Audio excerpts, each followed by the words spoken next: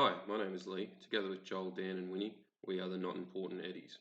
The purpose of this video is to give you an update on where we are at with our contribution to the 2019 COSC220 class project. We got in pretty quick and decided to take ownership of the mud game. To do this, we decided we would need to make a map, display it, and add functional features to make it playable. So with this in mind, we raised tickets on GitLab to reflect our intentions. From there, we split the workload amongst ourselves. Joel was in charge of map creation, Dan in charge of displaying the map to the UI.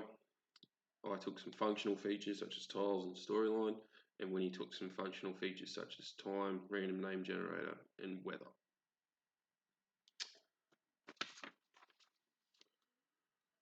I'll now bring up the game so you can see what we've achieved so far. So once you start the game, go to play, and then click start. And you can see here we've got a text console, the display of the map. One of the other teams added a 3D viewer, and we've also got another pane that can be used for the chat system later, I believe. From here, on the map, you can see different characters represent different types of tiles, because that's what our map is. It's a 2D array of tiles. Hashes are walls, dots are roads, dashes or lines are doors, and the dollar sign is the player. From here you can see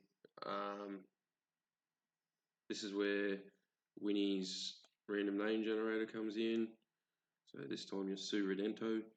Then we've got just a bit of text, and this is the start of the storyline. If you press start again, it'll bring up a list of commands. So how to traverse the map, how to check the time, check your position, etc. From there, you can input a command into the console there, and as you can see, the dollar signs move north, and the storyline outputs a bit of sort of situational awareness. Right, I'll jump over to IntelliJ. So I can give you a brief overview of what classes we've got. These are basically our classes up the top. You see MapGen, that's a picture of the map.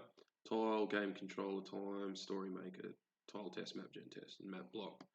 Start with MapGen. So what it basically does is reads in a path to an image file and converts that to a 2D array of tile objects.